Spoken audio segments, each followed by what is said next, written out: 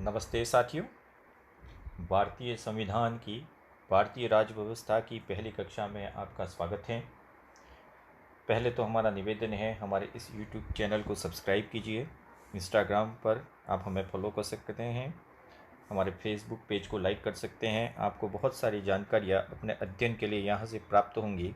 और जब YouTube channel subscribe करें तो बेल आइकन दबाना ना भूलें, क्योंकि अधिकतर जानकारियाँ आपको अपने आप मिलती जाएंगी। जब भी हम यहाँ से कोई नया वीडियो अपलोड करेंगे तब आपको इसकी सारी जानकारी अपने आप मिलती जाएगी। धन्यवाद। तो आज की क्लास है भारतीय संविधान। यह पहली क्लास है भारतीय राज्य व्यवस्था से संबंध में। भारतीय संविधान का विकास कैसे हुआ और किस किस अधिनियमों के द्वारा वर्तमान संविधान है वो अस्तित्व में आया, उसकी बात करेंगे अपन। भारतीय संविधान का विकास या भारतीय संवैधानिक विकास का इतिहास। अब ये चैप्टर है, आपको 2 भागों में पढ़ने को मिलेगा। कहीं न कहीं इस चैप्टर को पूरा करने में विनय सर का योगदान है, हम उनके आभारी हैं। तो भारतीय संवैधानिक विकास का इतिहास कहाँ से शुरू होता है और कहाँ तक जाता है, तो यहाँ पे 2 बिंदुओं पर चर्चा करना आवश्यक है, संविधान एवं संविधान का विकास। तो पहला ही शब्द आया इसमें, संविधान। संविधान क्या होता है, इसकी परिभाषा संक्षेप में हम आपको बताना चाहेंगे। संविधान कौन से शब्द से बना है ये भी हम बताना चाहेंगे। संविधान एक हिंदी शब्द है जिसकी उत्पत्ति अंग्रेजी के एक शब्द से हुई है, कॉन्स्टिट्यूशन। कॉन्स्टिट्यूशन एक वर्ड है, हम आपको बिल्कुल सारगर्भित पढ़ाएंगे और जहाँ तक बात करेंगे गहन बिंदु तक जाएंगे। तो संविधान है वो अंग्रेजी भाषा के शब्द कॉन्स्टिट्यूशन से बना है और इस कॉन्स्टिट्यूशन शब्द की उत्पत्ति हुई है लैटिन भाषा के शब्द से। जितने भी अंग्रेजी शब्द है उनकी उत्पत्ति कहीं न कहीं लैटिन भाषा से हुई है। और लैटिन भाषा का कौन सा शब्द था जिससे इसकी उत्पत्ति हुई है, तो वह है कॉन्स्टिट्यूटस। कॉन्स्टिट्यूटस शब्द था लैटिन भाषा का, इससे ही इसकी उत्पत्ति हुई। और कॉन्स्टिट्यूटस शब्द का मतलब था सेटअप। सेटअप भी हो सकता है या स्टेबलाइज भी हो सकता है। तो यह कॉन्स्टिट्यूशन एक अंग्रेजी शब्द है जिसकी उत्पत्ति कॉन्स्टिट्यूटस एक लैटिन वर्ड है जिसका अर्थ होता है सेटअप, और टू स्टेबलाइज वहाँ से हुई है। अगर इस संविधान शब्द की बात करें तो ये संविधान शब्द है, उसका अर्थ क्या होता है, तो संविधान शब्द का अर्थ होता है लिखित या अलिखित। लिखित भी हो सकता है या अलिखित भी हो सकता है। तो लिखित या अलिखित नियमों का संग्रह या महत्वपूर्ण नियमों का संग्रह, जिसके द्वारा किसी भी राज्य की शासन व्यवस्था चलाई जाती है। तो किसी भी राज्य, यहाँ राज्य से मतलब स्टेट से नहीं है, यहाँ राष्ट्र भी हो सकता है, वो अलग बात करेंगे अपन जब संविधान की विकास की बात करेंगे। तो लिखित या अलिखित नियमों का संग्रह जिसके द्वारा किसी राज्य की शासन व्यवस्था को सुचारू रूप से चलाया जा सकता है, वही संविधान कहलाता है। यहाँ लिखित है, अलिखित भी शब्द है, जैसे यूएसए का संविधान लिखित है, ब्रिटेन यानी कि यूनाइटेड किंगडम का संविधान अलिखित है, भारत सबसे बड़ा लिखित संविधान है। इनकी व्याख्या अपन बाद में करते जाएंगे। कोई भी संविधान है वह कहीं न कहीं राज्य की आत्मा होता है, क्योंकि नियमों का संग्रह है, राज्य की शासन व्यवस्था चलती है। तो संविधान है वह राज्य की आत्मा, और इसी राज्य की आत्मा के लिए एक वर्ड यूज हुआ है, soul of state. Soul of state. और सबसे पहले ये वर्ड यूज करने वाले व्यक्ति थे, किसने संविधान को राज्य की आत्मा कहा है, तो ये प्रश्न भी आपके लिए बहुत महत्वपूर्ण है। राज्य की आत्मा कहने वाले व्यक्ति थे कन्हैयालाल माणिक्यलाल मुंशी। ये कन्हैयालाल माणिक्यलाल मुंशी के सदवचन थे कि संविधान राज्य की आत्मा है। अब अगली बात करें अपन, अगले बिंदु पर चर्चा करें, तो भारत में संविधान की पृथक झलक कहाँ देखने को मिलती है। तो भारत में संविधान की पृथक झलक की बात करें तो हम ये इतिहास में ले जाएंगे आपको। इतिहास में आपने वैदिक काल के बारे में ज़रूर सुना होगा, और वैदिक काल में सभा एवं समिति। इतिहास के बारे में भी आपको ध्यान रखना है। सभा और समिति ये दो संस्थाएं थी वैदिक काल में, जिसे प्रजापति की दो पुत्रियां कहा जाता था। प्रजापति की दो पुत्रियां, यहाँ से ही सभा और समिति, अभी लोकसभा और राज्यसभा का जो पूर्व दर्शन यहाँ पे भी हो गया था, house of lords and house of commons की बात करें तो यहीं पे होता है। तो भारत में संविधान की पृथक झलक है वह वैदिक काल में ही दिखनी शुरू हो गई थी। और वैदिक काल में दो संस्थाएं थी महत्वपूर्ण जो भूमिका निभा रही थी, सभा और समिति, जिन्हें प्रजापति की दो पुत्रियां कहा जाता था। तो यहाँ से ही संविधान भारत में कहीं न कहीं दृष्टिगोचर होता है। और आपने एक नाम सुना होगा हम्बुरावी संहिता, जो विश्व में पहला संविधान माना जाता है। तो हम्बुरावी संहिता है, उसके बारे में अपन को व्याख्या नहीं करनी है। अब अपन टू द पॉइंट बात करेंगे। भारत के संविधान के विकास में सबसे बड़ा योगदान है वह ईस्ट इंडिया कंपनी से शुरू होता है। तो अपन इतिहास में बात करेंगे east India company. East India company को हम लिखेंगे यहाँ पे EIC, ईस्ट इंडिया कंपनी। पूरा नाम एक बार मैं लिख देता हूँ, इसके बाद इसका शॉर्ट फॉर्म ही चलेगा, ईस्ट इंडिया कंपनी। और ईस्ट इंडिया कंपनी है, उसकी स्थापना कब हुई और ईस्ट इंडिया कंपनी के साथ साथ इसके क्या क्या कार्य रहे जो महत्वपूर्ण है, उसकी भी चर्चा हम यहाँ करेंगे। ईस्ट इंडिया कंपनी की स्थापना हुई थी 31 दिसंबर 1600 को। 31 दिसंबर 1600 को ईस्ट इंडिया कंपनी की स्थापना हुई और इसकी स्थापना लंदन में हुई थी। ये इम्पोर्टेंट पॉइंट है, इसको भी आपको याद रखना है। लगभग सभी स्टूडेंट्स ये तो जानते ही है कि ईस्ट इंडिया कंपनी की स्थापना 31 दिसंबर 1600 को लंदन में हुई। अब ईस्ट इंडिया कंपनी है, इसका प्रमुख उद्देश्य क्या था? तो व्यापार। इसका प्रमुख उद्देश्य व्यापार था। और यह व्यापार कहाँ करना चाहती थी? पूर्वी एशिया में। तो पूर्वी एशिया में व्यापार के लिए इस कंपनी की स्थापना हुई, जिसका नाम था ईस्ट इंडिया कंपनी। व्यापार के उद्देश्य से ही किया गया था। 1600 आपको याद रखना है, ये सन काम आएगा। अगली बात करें, 1600 में भारत का शासक कौन था? तो इतिहास में आपने पढ़ा होगा 1605 तक अकबर का शासन रहा था। तो जब ईस्ट इंडिया कंपनी की स्थापना हुई तब भारत में मुगल सम्राट कौन था? अकबर था। अब पूर्वी एशिया में व्यापार करने के लिए इन्होंने भारत को महत्वपूर्ण केंद्र माना, क्योंकि भारत में कच्चे माल का उत्पादन बहुत अधिक होता था। तो इनके जो व्यापारिक उद्देश्य थे वो भली भांति फलीभूत होने के लिए भारत का बाजार मिलना उनके लिए बहुत इम्पोर्टेंट था। तो इन्होंने ब्रिटेन की महारानी से अनुमति ले ली। वह अनुमति लेने के बाद उन्हें भारत में व्यापार करने के लिए भारत में भी अनुमति की आवश्यकता थी। अब भारत में अनुमति की आवश्यकता के लिए क्रमानुसार दो राजदूत है, वह ईस्ट इंडिया कंपनी की तरफ से भारत में आए। यह दोनों राजदूत इतिहास में आप पढ़ चुके होंगे, यहाँ फिर पढ़ेंगे। एक राजदूत का आगमन 1608 में हुआ और दूसरे राजदूत का आगमन है वह 1616 में हुआ। तो 1608 और 1616 दोनों ही समय भारत में जहांगीर का शासन था। तो ईस्ट इंडिया कंपनी की तरफ से दो राजदूत कौन से मुगल शासक के कार्यकाल में भारत में आए? तो जहांगीर के कार्यकाल में। और एक प्रश्न फिर मैं बता देता हूँ कि ईस्ट इंडिया कंपनी की स्थापना के समय भारत का मुगल शासक कौन था? अकबर था। अब इस कंपनी की स्थापना से अकबर का कोई संबंध नहीं है, लेकिन फिर भी जहांगीर से पहले अकबर था। अकबर के समय इसकी स्थापना हुई और भारत में अनुमति लेने के लिए 1608 और 1616 में दो राजदूत आए। इन दोनों ही राजदूतों का नाम आपको याद रखना है। 1608 में आया विलियम हॉपकिंस, सबसे पहला राजदूत आया विलियम हॉपकिंस। विलियम हॉपकिंस ने जहांगीर से मुलाकात की, लेकिन जहांगीर ने ईस्ट इंडिया कंपनी को व्यापार करने की अनुमति प्रदान नहीं की। इसके बदले इस विलियम हॉपकिंस को खुश करने के लिए जहांगीर ने किसी क्षेत्र में 400 बीघा जमीन है वह इसको भेंट की थी। यहाँ तक इसका काम समाप्त हो जाता है विलियम हॉपकिंस का। अब आता है सर टॉमस रो, दूसरा राजदूत।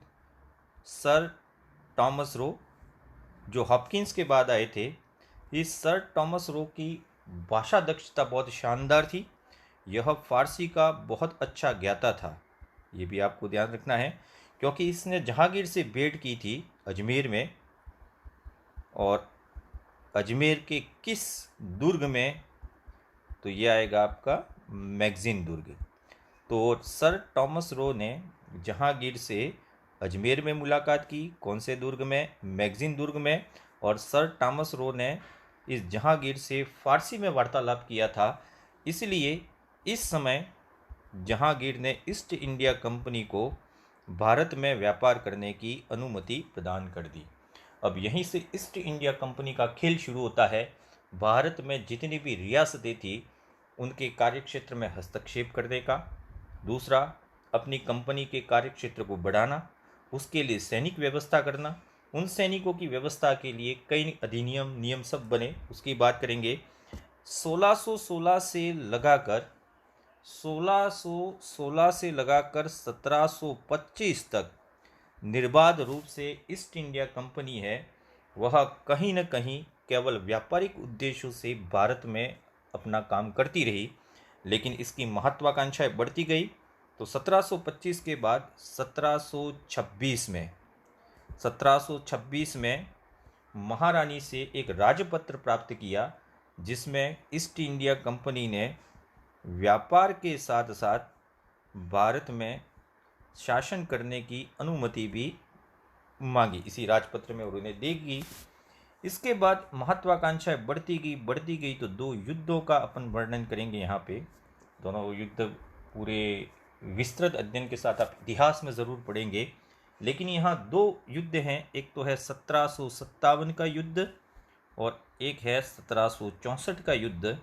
1757 में प्लासी का युद्ध, महत्वपूर्ण युद्ध था ये, प्लासी का युद्ध।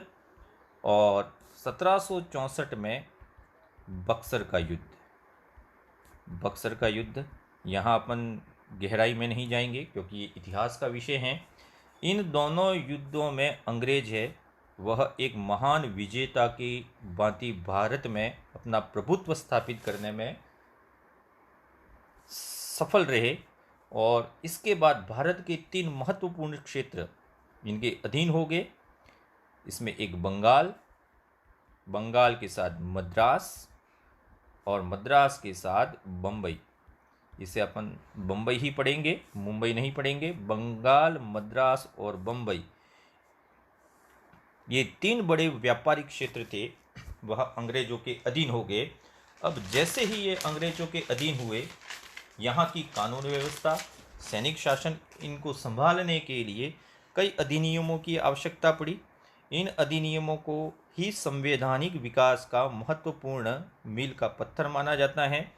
अब जितने भी अधिनियम बने वह अधिनियम 2 भागों में अध्ययन करेंगे।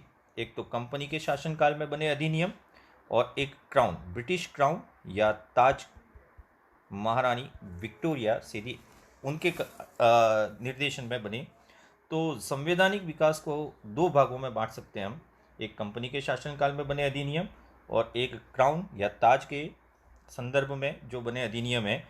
कंपनी के शासनकाल को 1773 से शुरू हुआ माना जाता है और 1857 के विद्रोह तक यह कंपनी के अधिनियम ही कार्य करते रहे। और 1858 से लगाकर भारत की स्वतंत्रता, लेकिन 1935 का जो अधिनियम है 1935 का, वह महत्वपूर्ण है। तो भारत का जो संवैधानिक विकास है उसे 2 भागों में दृष्टिगत करते हुए अध्ययन करेंगे। पहला है कंपनी के अधिनियम, और कंपनी के बाद 1857 के बाद कंपनी के शासन को एक तरीके से समाप्त कर दिया गया और भारत का शासन है वह ब्रिटिश साम्राज्य थी उनके अधीन चलने लगा।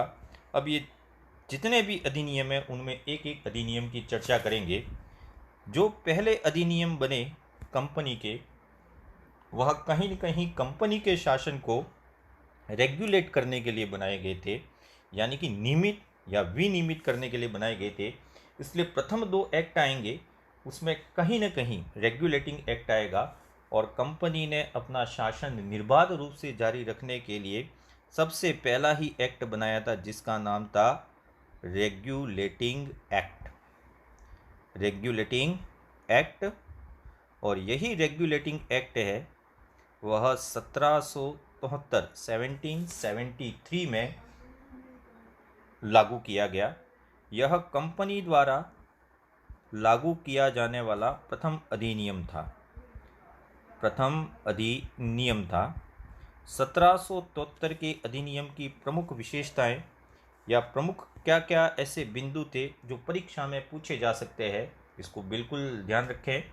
कंपनी के शासन पर सबसे पहले संसदीय नियंत्रण स्थापित किया गया। पहला पॉइंट है कंपनी के शासन पर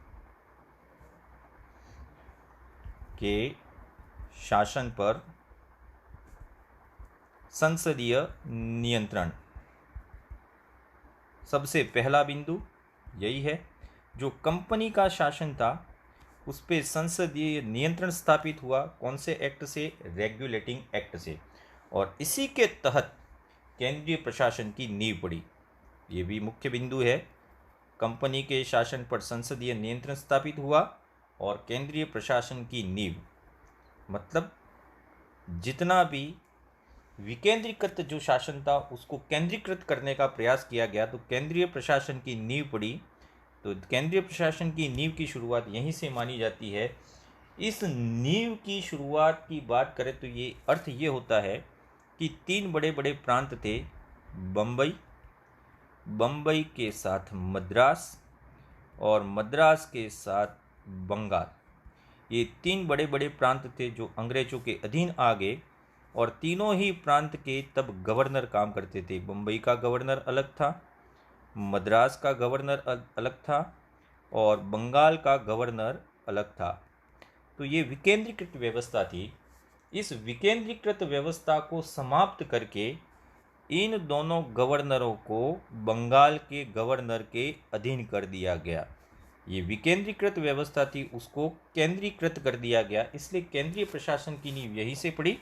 तो बंगाल का गवर्नर है उसे बाकी क्षेत्रों का भी गवर्नर नियुक्त किया गया और गवर्नर का नाम परिवर्तित करके यहाँ पे हो गया गवर्नर जनरल।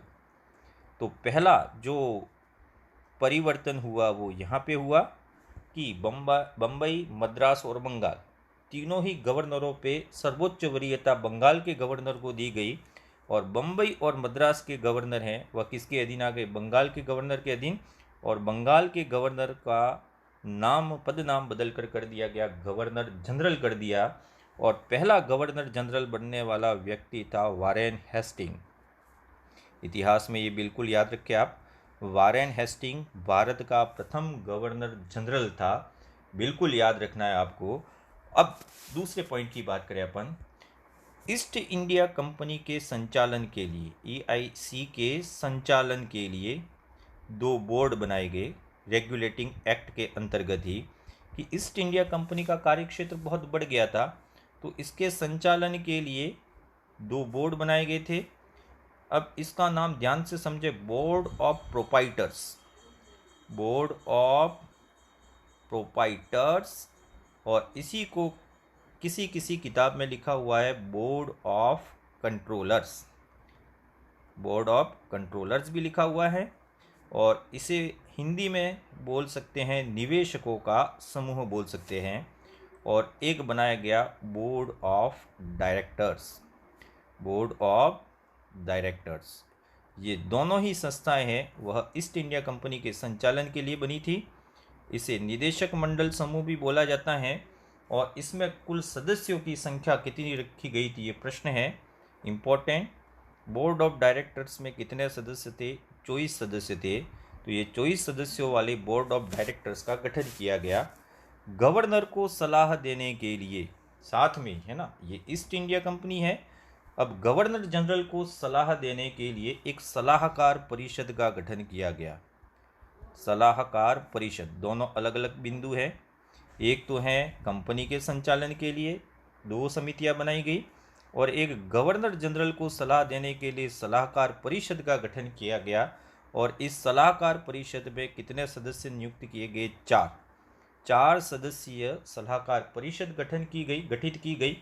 और ये 4 सदस्य प्रथम कौन थे, ये आप ज़रूर याद रखें, जिसमें सबसे पहला है क्लेवरिंग। एक सदस्य था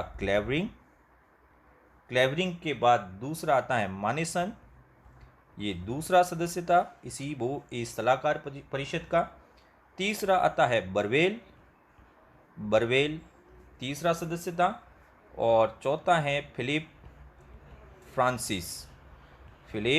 फ्रांसिस, यह चौथा सदस्य था। तो सलाहकार परिषद के कितने सदस्य होते थे? 4।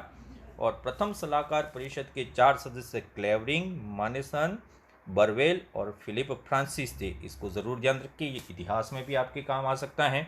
इसी रेगुलेटिंग एक्ट 1773 के तहत, आप चाहें तो इसका स्क्रीनशॉट भी ले सकते हैं, आप ज़रूरी नहीं समझे तो कोई दिक्कत नहीं है हमें। 1774 में रेगुलेटिंग एक्ट के तहत ही भारत में एक सर्वोच्च न्यायालय की स्थापना की गई। ये सबसे पहला कदम था, न्याय के क्षेत्र में सर्वोच्च न्यायालय की स्थापना की गई। और यह सर्वोच्च न्यायालय कहाँ पे स्थापित किया गया? कलकत्ता में। इस सर्वोच्च न्यायालय की स्थापना के बारे में प्रश्न पूछा गया है कि कब की गई? 1774 में। दूसरा प्रश्न ये पूछा जा सकता है कि कौन से एक्ट के तहत की गई? रेगुलेटिंग एक्ट 1773 में। और कौन से गवर्नर जनरल के कार्यकाल में इसकी स्थापना हुई? तो गवर्नर जनरल कौन सा हो जाएगा? वारेन हेस्टिंग हो जाएगा। तो ये आपको याद रखना है। इस सर्वोच्च न्यायालय में कुल कितने न्यायाधीश थे? तो एक मुख्य न्यायाधीश के साथ 3 अन्य न्यायाधीश, मतलब 4 सदस्यीय, जिसमें एक मुख्य न्यायाधीश और 3 अन्य न्यायाधीश है, वह इसके कार्यक्षेत्र में आएंगे। अब सबसे पहला मुख्य न्यायाधीश बनने वाला व्यक्ति कौन था? तो सबसे पहले बनने वाला व्यक्ति मुख्य न्यायाधीश था लॉर्ड एलिजा इम्पे। 99% व्यक्ति इस व्यक्ति के नाम के बारे में जानते हैं। हमें पता है कि हमारे जितने भी छात्र हैं वह बिल्कुल 124 या 150 से अधिक बुद्धि लब्धि वाले हैं। तो ये छोटे छोटे पॉइंट में जितना भी बताया यहाँ पे वो सब जानते हैं, फिर भी थोड़ा याद रखें, दुश्मन को कभी कमज़ोर ना समझें। परीक्षा में प्रश्न किसी भी तरीके से पूछा जा सकता है। लॉर्ड एलिजा इम्पे भारत के पहले मुख्य न्यायाधीश थे सर्वोच्च न्यायालय के। लेकिन इसकी गरिमा एक बार समाप्त होगी कि एक ब्राह्मण को मृत्युदंड दे दिया था, तब यह विवादों में आ गया था। और 1773 के दोषों को, ये रेगुलेटिंग एक्ट था 1773 में जो बना, उसमें कहीं दोष आ गए थे। इन दोषों को दूर करने के लिए दूसरा एक्ट बना और इन दोषों को दूर करने का काम तत्कालीन ब्रिटिश प्रधानमंत्री द्वारा किया गया। और तत्कालीन ब्रिटिश प्रधानमंत्री कौन थे? तो तत्कालीन ब्रिटिश प्रधानमंत्री कौन थे, इसके बारे में भी आपको याद रखना। पीट द यंगर, इन्होंने 1773 का जो रेगुलेटिंग एक्ट था उसकी कमियों को दूर करने का प्रयास किया। और पीट द यंगर ने इसे 1784 में ब्रिटेन की संसद में पास कराया। इसीलिए इसके नाम से, पिट के नाम से ही इसका नाम बन गया पिट्स इंडिया एक्ट, इस नाम से जाना जाता है। तो 1773 के रेगुलेटिंग एक्ट के बाद किसका नाम आएगा? पिट्स इंडिया एक्ट। तो आज का दूसरा एवं अंतिम एक्ट है, कल से थोड़ा सा अपन ज़्यादा क्लास लंबी लगाएंगे। तो दूसरा एक्ट आता है Pitt's India act. Pitt's India act सन आपको याद रखना है 1784। देखिए यहाँ एक थोड़ा सा इम्पोर्टेंट है, 1773, 1793, 1813, 1833, 1853। बहुत सरल है इन एक्ट को याद रखना। यहाँ एक विशेषता है, हर अगला एक्ट है वह 20 वर्ष बाद बना था। 1773 हर 20 वर्ष में कंपनी अपने अधिकार को पुनः नवीनीकरण करवाती थी ब्रिटेन से, अपने क्राउन से या ताज से। तो हर एक्ट है वह 20 वर्ष बाद ही पारित हुआ। यहाँ तक 1773, 93, 1813, 1833, 1853 लेकिन इसके बीच में ये पिट्स इंडिया एक्ट अपवाद है और 1853 के बाद 1858 आ जाएगा। तो ये 1700 ये 20-20 वर्ष के अंतराल में जो बने वो सभी चार्टर अधिनियम कहलाते हैं। चार्टर अधिनियम ये जरूर ध्यान रखें। तो पिट्स इंडिया एक्ट में क्या क्या सुधार किए गए उसको आपको ध्यान से याद रखना है। कंपनी के जो कार्य क्षेत्र था उसका विभाजन कर दिया गया। अब कंपनी में राजनीतिक और वाणिज्यिक दोनों ही कार्यों का विभाजन कर दिया गया। तो सबसे इम्पोर्टेंट पॉइंट यही है, कंपनी के राजनीतिक कार्य और कंपनी के वाणिज्यिक कार्य, इन वाणिज्यिक कार्यों का क्या हो गया, विभाजन हो गया। और विभाजन करके हर संस्था के लिए कुछ कार्य निश्चित कर दिए। राजनीतिक कार्यों का जिम्मा किसे दिया गया और वाणिज्यिक कार्यों का जिम्मा किसे दिया गया? तो राजनीतिक कार्यों का जिम्मा दिया गया बोर्ड ऑफ कंट्रोल को। Board of control. तो बोर्ड ऑफ कंट्रोल के बारे में इतना आप ज़रूर याद रखिए कि जितनी भी नागरिक सेवाएं, सैन्य सेवाएं और राजस्व सेवाएं थी उनका नियंत्रण बोर्ड ऑफ कंट्रोल के द्वारा किया जाना था। मैं यहाँ थोड़ा सा लिख देता हूँ। नागरिक सेवाएं ये राजनीतिक कार्य में आता है, सैन्य सेवाएं राजनीतिक कार्य में आता है, राजस्व सेवाएं रेवेन्यू कलेक्शन ये तीनों इम्पोर्टेंट कार्य थे वह राजनीतिक कार्य थे और इनके संपादन का जिम्मा किसे दे दिया गया? बोर्ड ऑफ कंट्रोल को। और वाणिज्यिक कार्य का जिम्मा किसे दिया गया? तो वाणिज्यिक कार्यों का जिम्मा दिया गया board of directors. Board of directors. तो दोनों ही जो संस्थाएं थी उनके कार्यों में स्पष्ट विभाजन आ गया और दो प्रकार के अलग अलग शासन प्रारंभ हुआ और इसीलिए इसको बोला जाता है द्वैध शासन प्रणाली।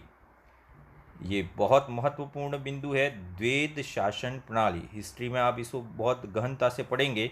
तो द्वैध शासन प्रणाली का प्रारंभ है वह किस एक्ट की देन है?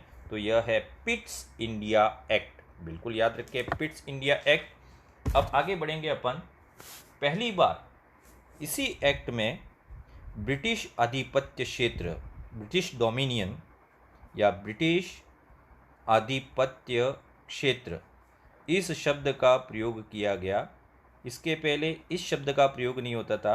अर्थात ब्रिटेन द्वारा जीते गए या ब्रिटेन द्वारा विजित जितने भी क्षेत्र थे उनको ब्रिटिश आधिपत्य क्षेत्र के नाम से जाना जाने लगा।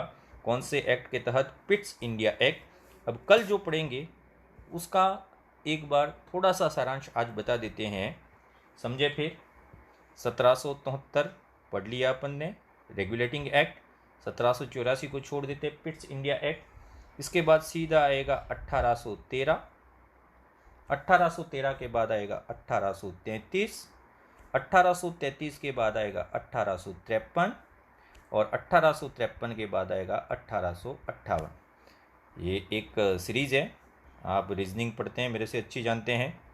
20 वर्ष का अंतराल है, यहाँ से यहाँ भी 20 वर्ष का अंतराल है, यहाँ से यहाँ भी 20 वर्ष का अंतराल है, लेकिन यहाँ से यहाँ 5 वर्ष का अंतराल है क्योंकि यहाँ पे 1857 का विद्रोह हो गया था। इसलिए प्रत्येक 20 वर्ष में कंपनी अपने अधिकार पत्र को रिन्यू कराती थी। इसी रिन्यूएशन के लिए 20-20 साल का ये गैप रखा गया था। और ये जितने भी अधिनियम थे 1773 से लगाकर 1853 तक, वह सभी के सभी चार्टर अधिनियम के नाम से जाने जाते थे। चार्टर एक्ट या चार्टर अधिनियम। तो कंपनी द्वारा, ईस्ट इंडिया कंपनी द्वारा कहाँ तक एक्ट का निर्माण किया गया? 1853 तक। अब कल अपन 1813 से स्टार्ट करेंगे। 1793 से 1793, ठीक है, 1793 से स्टार्ट करेंगे अपन और 1793 से लगाकर 1853 तक के जितने भी एक्ट है उनकी बात करेंगे। तो ज़रूर इस वीडियो को आप लाइक कीजिएगा, पसंद आए तो आगे फॉरवर्ड कीजिएगा। धन्यवाद। Keep smiling.